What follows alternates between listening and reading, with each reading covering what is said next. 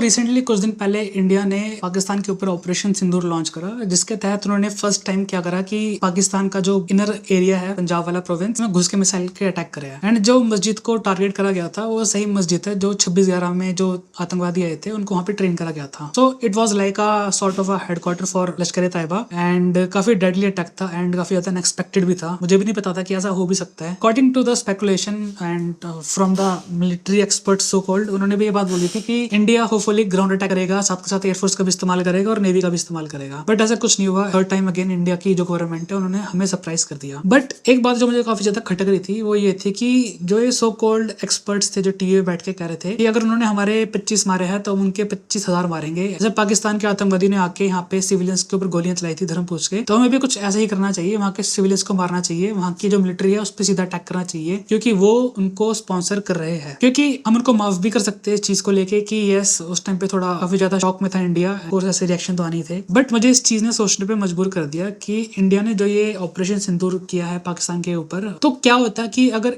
India के military जो terror camps है उनके साथ साथ जो सिविलियंस है उनकी भी बॉम्बिंग करते बदला लेने के लिए, और जो पाकिस्तानी मिलिट्री है उसको भी नेस्तनाबूद कर देते साथ के साथ, तो आगे जाके क्या कॉन्सिक्वेंसेज होते हैं। तो इन शॉर्ट आज की वीडियो इस चीज के ऊपर होने वाली है कि व्हाट इफ अगर इंडिया पाकिस्तान को गाजा बना देता। तो चलिए गाइस बिना देर करे वीडियो को स्टार्ट करते हैं। मान लीजिए कि जिस मस्जिद के ऊपर अटैक करा गया था जहाँ पे यूथ को रेडिकलाइज करा जा रहा था इंडिया के खिलाफ, अगर क्या होता कि इंडिया के जो मिसाइल्स है उस मस्जिद के साथ साथ जितने भी आसपास के रिहायशी इलाके हैं उसके ऊपर भी गिरती और सिविलियंस को भी मारती साथ के साथ। तो जनरली जो वहाँ की सिविलियन है, वहाँ के जो आम जनता है जिनका बेसिकली इतना कोई ज्यादा रोल नहीं होता इंडिया के टेरर अटैक्स में, जो कि मैं आगे वीडियो में बताऊंगा, तो जब वो ये देखते कि उनकी तो कोई गलती भी नहीं है एंड बेवजह वो भी मारे जा रहे हैं, जब वो अपने लोग, अपने जो वुमेन्स है, अपने जो बच्चे हैं उनको मरा हुआ देखते, तो इससे क्या होता है कि जो सिंपैथी है पाकिस्तान के प्रति वो बढ़ जाती, ना कि वो बढ़ जाती बल्कि वो शिफ्ट हो जाती इंडिया से पाकिस्तान की तरफ। ऑल्दो पाकिस्तान ने जो ये करवाया था पहलगाम अटैक, इसमें इनोसेंट टूरिस्ट को मारा भी गया था उनका धर्म पूछ, बट जो लोग हैं उनकी मेमोरी काफी शॉर्ट होती है एंड वो इस बात को भूल जाते हैं और इस चीज पे हमेशा फोकस रखते हैं कि इंडिया ने सिविलियंस के ऊपर मिसाइल का अटैक करा है and it was something like कि इजराइल जो अभी गाजा में कर रहा है। सो उससे क्या होता कि एक वेव ऑफ रिजेंटमेंट जाती, एक नफरत फैलती इंडिया के प्रति, खासकर वहाँ के जो आम जनता है। अगर आप कभी चेक करते हो कि जो इंटरव्यूज होते हैं पाकिस्तानी टीवी के, तो उसमें ना हमेशा उनका जो ओपिनियन होता है खासकर पाकिस्तानी अवाम का वो काफी डिवाइडेड होता है। आधी जनता तो सपोर्ट करती है पाकिस्तानी आर्मी को, but on the other hand आधी जनता अपनी पाकिस्तान आर्मी को ही गालियां देती है क्योंकि उन्होंने कोई जंग तो नहीं जीती है बट इलेक्शन कभी नहीं हारे। बट डेलिबरेटली वहाँ के सिविलियंस को टारगेट करने से क्या होता है कि वहाँ पे जो रेडिकलाइजेशन है, जो नफरत है, वो और ज्यादा फैलती। तो इसका जो अल्टीमेटली फायदा होता है वो होता है आईएसआई को, खासकर उनकी जो पाकिस्तानी मिलिट्री है। फिर वो पूरा नैरेटिव को चेंज करते हैं, वो कहते हैं कि इंडिया अग्रेसर है और उन्होंने हमारे सिविलियंस को भी मारा है, हमारी बीवी को मारा है, हमारे बच्चों को मारा है। तो वो एक तरह का ब्रीडिंग ग्राउंड बना देते हैं इस चीज को लेके कि यस अब रिक्रूटमेंट पूरी होगी और अब इंडिया पे जंग होगी। तो देखिए इससे क्या होता कि जहाँ पे इंडिया पाकिस्तान की फौज से भी लड़ रही है और उनकी सीक्रेट एजेंसी से भी लड़ रही है, आईएसआई से, फिर साथ के साथ जो वहाँ की जो जनता है उनसे भी उनको लड़ना पड़ता। एक बेसिक मिलिट्री डॉक्ट्रिन होता है कि जो मिलिट्री होती है वो होती है कॉस्टली, बट अगर आप किसी तरीके से धर्म का नाम लेके या उनको किसी तरीके से रेडिकलाइज करके आम लोगों को अगर आप आगे भेज देते हो तो उनको आपको पहली बात तो सैलरी नहीं देनी पड़ती, इतना ज़्यादा खाना पिलाना भी नहीं पड़ता, और अगर वो क्वेश्चन करते तो आप ये कह सकते हो कि दे आर हेरेटिक्स और उनको मार दो क्योंकि वो हमारे कॉज में बिलीव नहीं करते। तो इस करके पाकिस्तान मिलिट्री के लिए तो काफी कॉस्ट इफेक्टिव होता है और आतंकवादियों को पुश करने के लिए, खासकर ना कि जम्मू कश्मीर बाकी पंजाब और राजस्थान के बॉर्डर के थ्रू, उससे इंडिया को और भी ज्यादा नुकसान पड़ता और हमें और भी ज्यादा पैसा खर्चा करना पड़ता उनके ऊपर नजर रखने के लिए, सिक्योरिटी इंटेलिजेंस के लिए। और ऐसे कुछ हुआ था अफगानिस्तान में जब जो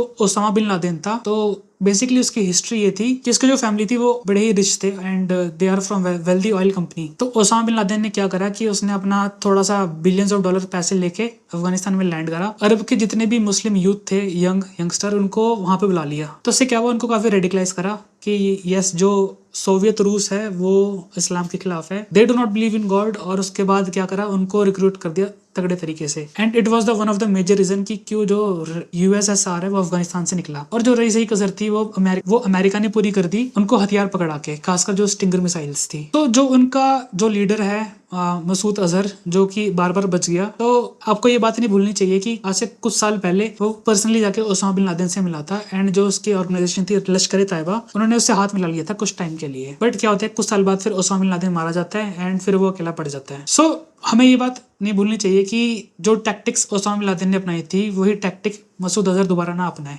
अगर हम वहाँ के सिविलियंस को टारगेट करें। एक तरफ से हम जब पाकिस्तान की आर्मी को भी देख रहे होंगे तो दूसरी साइड से पाकिस्तान के सिविलियंस भी होंगे। और जो पूरे मैटर को जो सबसे ज्यादा क्या कहते हैं वर्स बनाएगी वो ये है कि जो अरब के जितने भी यूथ हैं, खासकर इजिप्ट के, मिडिल ईस्ट के, सऊदी अरेबिया के, यमन के, तो वहाँ के भी जब यूथ देखेंगे कि यस कि it is like a holy war, एक जिहाद है, तो वो भी पाकिस्तान में आके अपने पैर पसारने लग जाएंगे एंड उनका खर्चा भी कुछ ज्यादा नहीं बैठेगा। So let's move to the another point कि क्या होता कि अगर इंडिया पाकिस्तान की मिलिट्री को भी टारगेट करता साथ के साथ। इस पॉइंट को आगे बढ़ने से पहले हम जो पाकिस्तान का जो पॉलिटिकल लैंडस्केप है पहले उसको जान लेते हैं कि वो इंडिया से कितना ज्यादा डिफरेंट है। तो बेसिकली इंडिया में क्या होता है कि यहाँ की जो पॉलिटिकल पार्टीज होती है वो इलेक्शन लड़ती है एंड जब वो जीतती है तो पावर में आती है। और जो हमारी जितनी भी सिक्योरिटी एजेंसीज है, ईडी, आईबी, सीबीआई, और जो हमारी मिलिट्री है, जो पैरामिलिट्री भी है लाइक सीआरपीएफ एंड आईटीबीपी, वो सारे हमारी जो सिटिंग गवर्नमेंट है वो उनके अंडर रहती है, उनसे वो ऑर्डर्स लेती है एंड तब वो अपना काम करती है। बट जो पाकिस्तान है वो उसमें उल्टा इस चीज का। वहाँ की जो मिलिट्री है वो हमेशा टॉप पे रहती है और जो गवर्नमेंट है उसको दबा के रखती है, और ताकि लोग उनको अक्यूज ना कर पाए कि मिलिट्री डिक्टेटरशिप है, तो पाकिस्तान की जो मिलिट्री है वो वहाँ के पीएम को एज अ पपिट की तरह चूज करती है। ऑल्दो फेस पे तो और नाम के लिए तो वो पीएम होएगा, बट जितने भी ऑर्डर्स कैरी होंगे, जितनी भी पॉलिसी भी इंप्लीमेंट होगी, वो पाकिस्तान की आर्मी की होगी। एंड पाकिस्तान की आर्मी इतनी ज्यादा पावरफुल है कि उनका खुद के बिजनेस भी है, जैसे कि फौजी फर्टिलाइजर, फौजी मार्ट। सो यस, आपको सोच के थोड़ा, आपको सुन के भी थोड़ी हंसी आएगी, but yes it is very true कि जो पाकिस्तान के जो जनरल्स है उनके जो फूड चेंज है वो अमेरिका में होते हैं, जैसे कि पापा जॉन्स वगैरह। और ये बात बाद में निकल कर भी आई थी, तो उनको काफ़ी रेडिकल भी करा गया था। But on the serious note ये दर्शाता है कि पाकिस्तान की मिलिट्री कितनी ज़्यादा पावरफुल है। जो पावर स्ट्रगल होता है ना पाकिस्तान में, वो इस चीज़ का होता है कि जो पॉलिटिकल पार्टीज है जैसे कि नवाज शरीफ, वो अपने डायरेक्शन पे जाना चाहती है, इंडिया के साथ पीसफुली जाना चाहती है।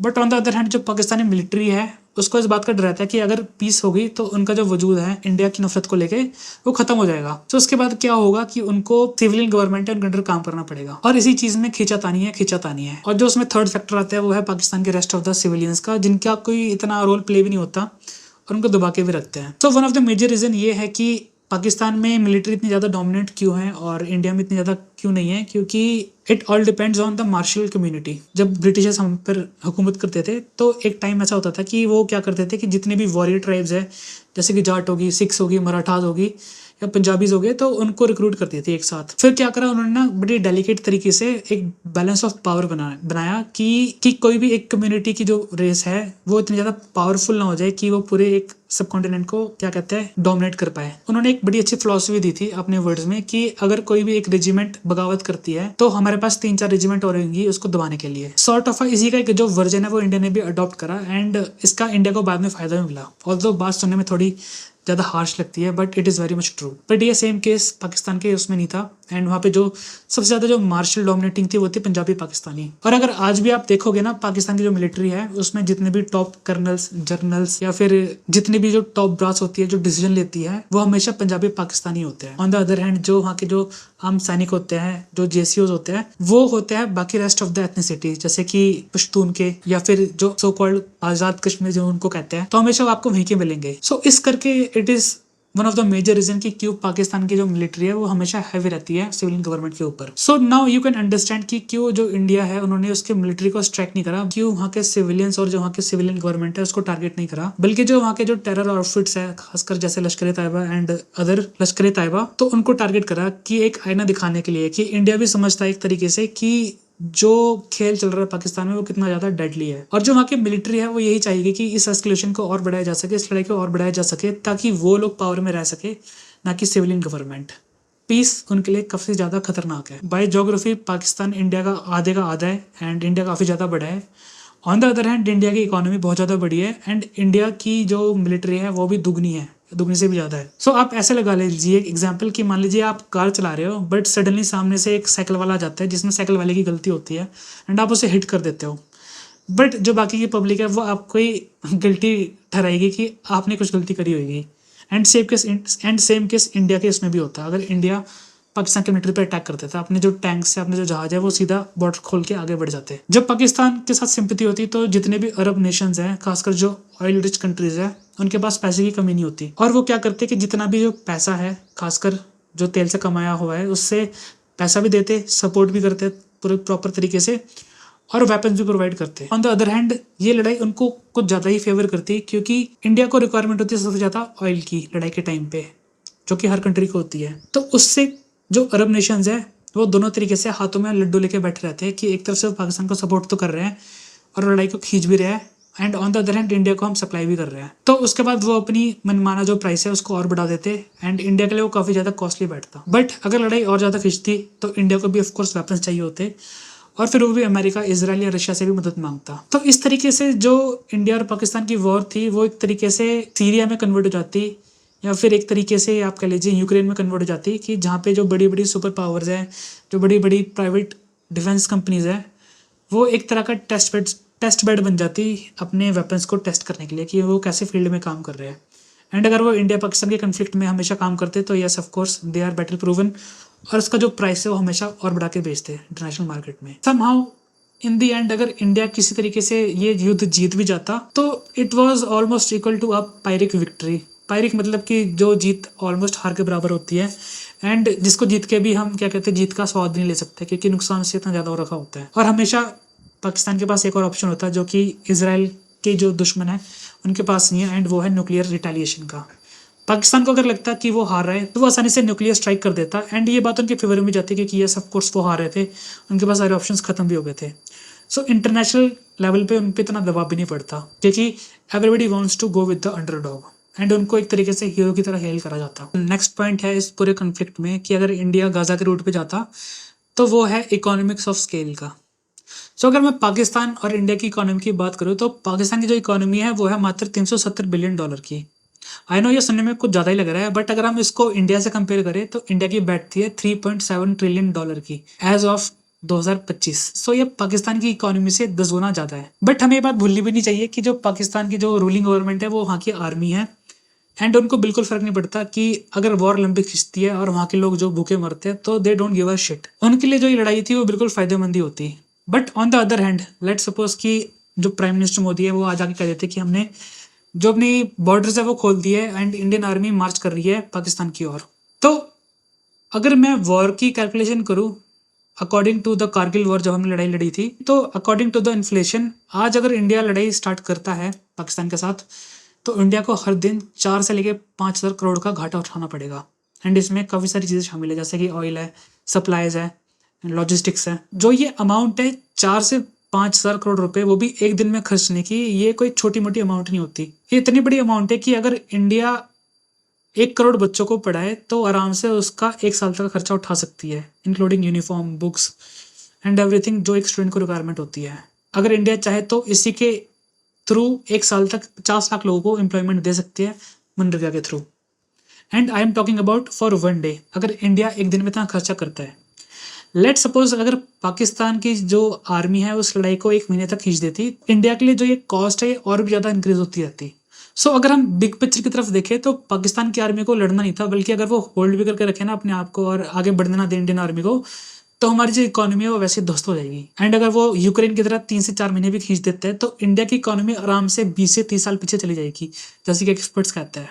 एंड ये रीज़न है कि क्यों इंडिया जो है वो वॉर को इस टाइम पे अवॉइड ही करना चाहता है। पर ये तो बात होगी इकोनॉमी की, बट व्हाट अबाउट इन्फ्लेशन। जब लड़ाई स्टार्ट होती है तो महंगाई तो बढ़ती है, ये तो श्योरिटी है, क्योंकि काफ़ी ज़्यादा अनसर्टेन होता है कि लड़ाई कब खत्म होगी। एंड जो फॉरेन कंपनीज जो होती है जो FDI लेकर आती है और जो बड़ी बड़ी बाहर की कंट्रीज जहाँ से इन्वेस्टमेंट आती है वो इसी बात को हमेशा नोटिस करती है कि किस तरीके से जो लड़ाई है ये फटाफट खत्म हो, अगर नहीं खत्म होती तो वो अपनी इन्वेस्टमेंट है वो वापस लेकर चले जाते हैं। फिर जो रही सही कसर है वो तेल पूरी कर देती है कि जो तेल की जो आपूर्ति होती है, जो इम्पोर्ट होता है, उसका बिल आराम से बहुत लंबा खींच जाता है। फॉर एग्जाम्पल अगर सऊदी अरेबिया को लगता है कि इंडिया की जो जंग वो भी और चलेगी तो वो क्या करता है कि अपने प्राइस का जो तेल है पर बैरल का उसको इंक्रीज कर देता। एंड वो एक टाइम ऐसा था कि उसको 3 गुना या 4 गुना इंडिया से वसूल रहा होता, एंड हमारे पास कुछ और भी रास्ता नहीं होता क्योंकि सारी की सारी कंट्रीज यही करती इंक्लूडिंग रशिया। सो जो ये महंगाई का जो ये पॉइंट है इसको मैं आपको एक एग्जाम्पल के थ्रू समझाऊंगा कि मान लीजिए कि अगर लड़ाई स्टार्ट होने से पहले जो टाटा सॉल्ट है लेट सपोज कि वो 10 रुपये का है, तो अगर लड़ाई स्टार्ट होती है तो उसके विद इन 1 हफ्ते के अंदर अंदर जो उसका प्राइस है वो आराम से 13 से 14 रुपये हो जाएगा। बट अगर ये लड़ाई खिंचती है 1 से लेकर 1.5 महीने तक तो इसी का जो प्राइस है वो हो जाएगा 25 रुपये का। एंड मैंने इसमें जो नमक है इसका एग्जाम्पल जानबूझ के लिया है क्योंकि it is a very essential commodity जिसकी हमें सबसे ज़्यादा नीड होती है। बट नमक एक लौती चीज़ नहीं होती, जैसे कि फास्ट मूविंग गुड्स होता है, साबुन होता है, तेल होता है, खाने की चीज़ें होती है, आटा होता है, दाल होता है।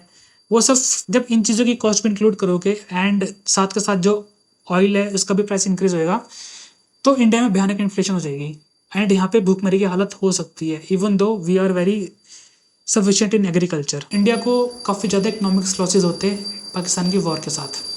सो इन दी एंड मेरी नज़र में जो ये ऑपरेशन सिंदूर था ये एक वेरी स्ट्रेटेजिक मास्टर स्ट्रोक था इंडियन गवर्नमेंट की तरफ से, क्योंकि किसी ने भी एंटिसिपेट नहीं किया था। हमें वहाँ पे जाना भी नहीं पड़ा, हमने घर बैठे बैठे जो मिसाइल्स है उनके ऊपर गिरा भी दिए, और हमने ये स्ट्राइक साथ के साथ भी करी। एंड ये स्ट्राइक हमने अकेले नहीं करी, इसके साथ साथ हमने जो इंटरनेशनल कम्युनिटी है टच में रहे थ्रू डिप्लोमेसी, एंड हमने उनको इन्फॉर्म भी कर दिया था कि ये इट जस्ट रिटेलिएशन, और वहाँ के सिविलियन और पाकिस्तान के मिलिट्री को हमने टच भी नहीं करा है, क्योंकि India also have a right to self defence according to the UN charter. हमने अटैक के साथ साथ जो पाकिस्तान है उसको भी डिप्लोमेटिकली आइसोलेट करा, और यहाँ तक कि जो इंटरनेशनल कंट्रीज़ है वो भी कंडेम कर रही है पाकिस्तान को लेके कि यस, क्योंकि उन्होंने जो बोया है वही काट रहे हैं। अगर वो इतना ज़्यादा नहीं करते, अगर उनके घर पे ओसामा बिन लादेन ना मिलता तो थोड़ी सी सिंपैथी पाकिस्तान की तरफ भी होती। बट इंडिया ने बिल्कुल एयर टाइट आर्ग्यूमेंट देके, और जितने भी अटैक्स हुए थे पास्ट में, खासकर जो पार्लियामेंट अटैक हुआ था, उसके बाद जो 26/11 हुआ था, एंड जो ये वाला रिसेंट अटैक हुआ था, इन सबको कंबाइन करके जो जितना भी फेवर था इंडिया ने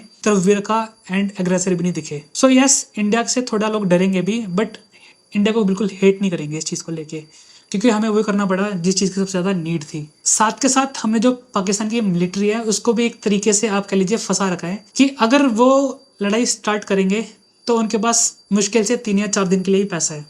इंडिया इस लड़ाई को आराम से 1 महीना खींच सकता है, हमारे पास इतने ज़्यादा पैसे के रिजर्व्स हैं, बट पाकिस्तान के पास नहीं है।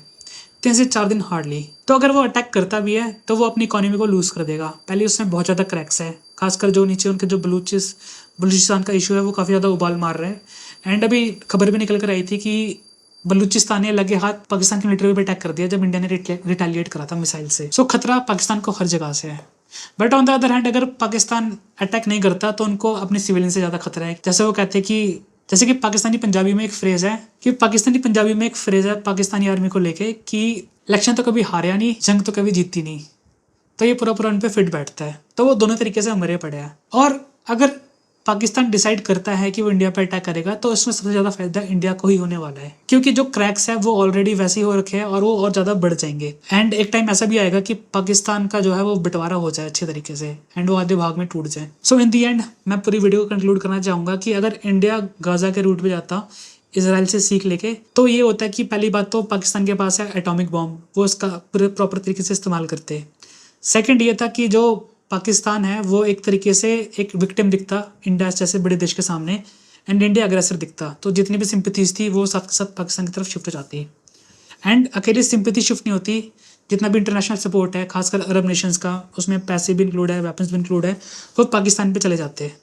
एंड उससे लड़ने के लिए ऑफ कोर्स इंडिया को भी वेपन्स परचेज करना पड़ते हैं अमेरिका एंड रशिया से, जो कि अपना मनमाना पैसा और अपना मनमाना दाम लेते। सो जो ये साइकिल है ये रिपीट होता रहता, और लॉन्ग टर्म में जो पाकिस्तान की इकोनॉमी गड्ढे में है वो कुएं में चली जाती। एंड हमने जितनी प्रोग्रेस करी है पिछले 20 से 30 सालों में, हम आराम से लाइसेंस एरा राज में चले जाते हैं, जहाँ पे कोई आर्थिक तरक्की नहीं थी, जॉब्स की बहुत ज़्यादा शॉर्टेज थी, एंड अनएम्प्लॉयमेंट का जो इशू है वो गवर्नमेंट को अभी भी सता रहा है। सो आपका इस पूरे ऑपरेशन सिंदूर के बारे में क्या ख्याल है? So do let me know in the comment section, and मैं आपको मिलूंगा नेक्स्ट वीडियो में। तब तक के लिए जय हिंद, जय भारत।